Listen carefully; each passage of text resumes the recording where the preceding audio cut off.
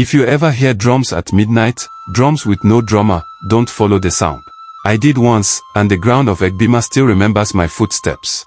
I was no older than 15 when the drums of Obinna first called my name. The night was still, the moon high, and yet, from deep inside the forest, a rhythm began, slow, ancient, and sorrowful. Everyone in Umu's heard it. Dogs barked, babies cried, and old women shut their doors, whispering prayers. But I stood outside, listening. Something in that sound felt alive, like the forest itself was breathing. My father warned me, Okori, never go near that shrine. The gods there were forgotten, and forgotten gods do not forgive. But that night, my heart beat in time with the drums. I couldn't sleep. I kept hearing them call my name. Obinna shrine lay deep inside the forest where no one farmed anymore. They said the last priest died without a burial, and since then, spirits guarded the place. Still, the drums didn't stop. Every night, same hour, I began to ask questions. My grandmother told me Obinna once protected the village before people turned to the new ways.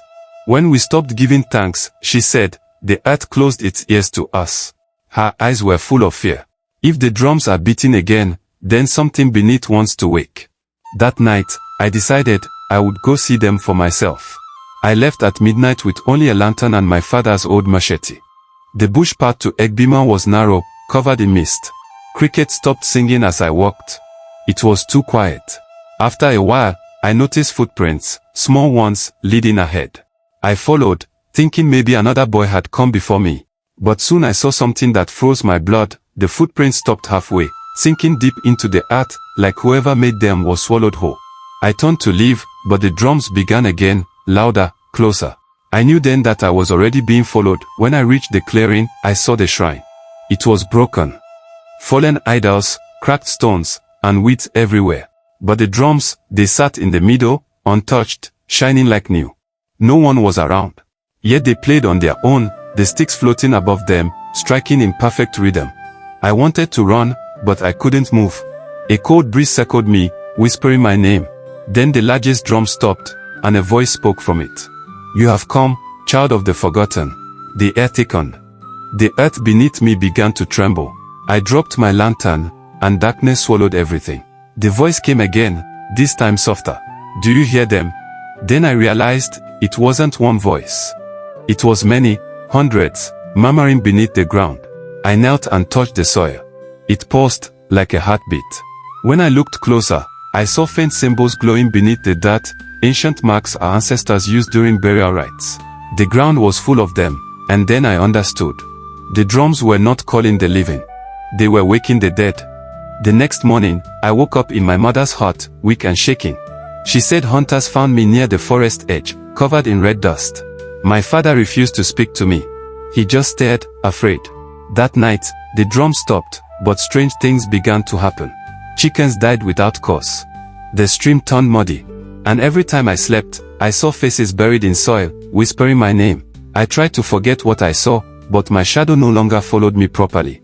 Sometimes, when I turned, I saw it move before I did. I went to see Elder Nwachukwu, the oldest man in Umu's. He listened quietly, his eyes heavy with memory. Obinna's gods were sealed for a reason, he said. You disturbed the ground of your ancestors.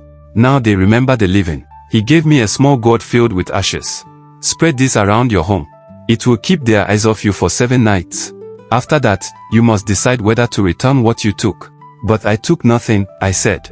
He looked at me sadly. Child, sometimes knowledge is the thing you take. The 7th night came, and the ashes lost their power.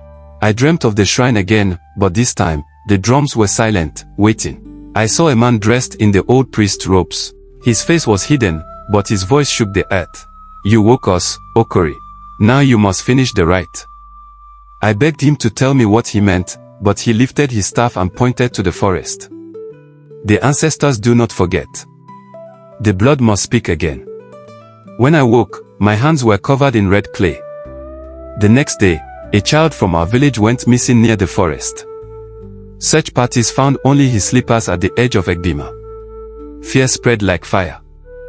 The chief ordered everyone to stay indoors at night. But I couldn't. I felt responsible.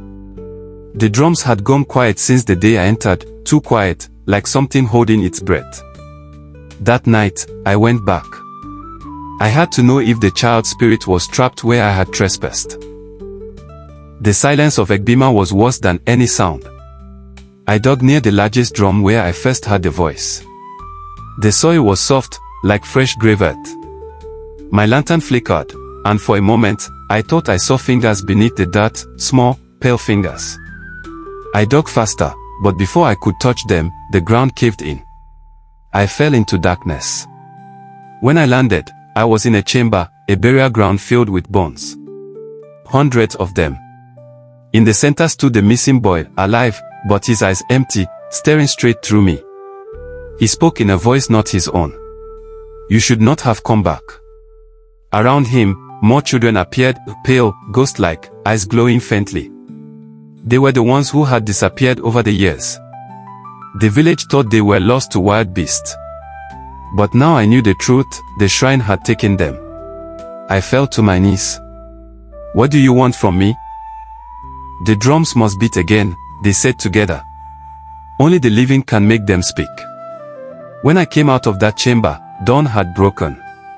The children were gone. My hands were bloody from digging. I stumbled home, trying to forget. But Umu's was different, quieter, emptier. People avoided me. Some whispered that I was possessed. Even my own mother refused to meet my eyes. That night, the drums began again, louder than ever. And this time, they were beating from within the village. At midnight, mist rolled into the village. From the mist came shapes, not quite people, not quite shadows. They moved between huts, whispering names. Every name they called belonged to someone already dead. The elders gathered and said prayers, but the air was too thick. The ground itself hummed beneath us. I realized the drums were no longer summoning, they were counting. Each beat, another soul. That night, I dreamt of the priest again. He finally showed his face, it was mine, only older.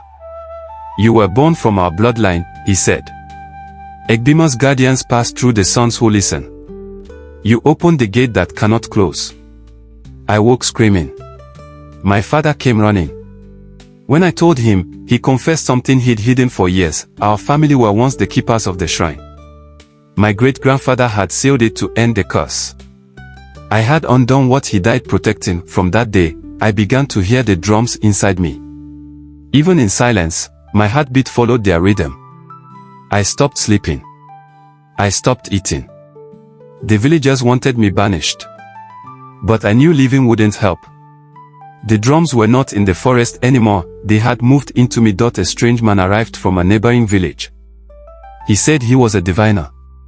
He looked at me and said, "Your spirit is split between two worlds." He gave me a mirror carved with ancient symbols. "When the drums beat again, look into this. You will see what binds you." That night, I did as he said. And in the mirror, I saw the burial ground beneath my skin. The diviner returned and told me, "Only a sacrifice can silence the drums, a blood tie must return to the earth." My mother wept when she heard. I wanted to refuse, but the drums had already begun again. The ground shook. The idols in the shrine rose from the soil, their eyes burning.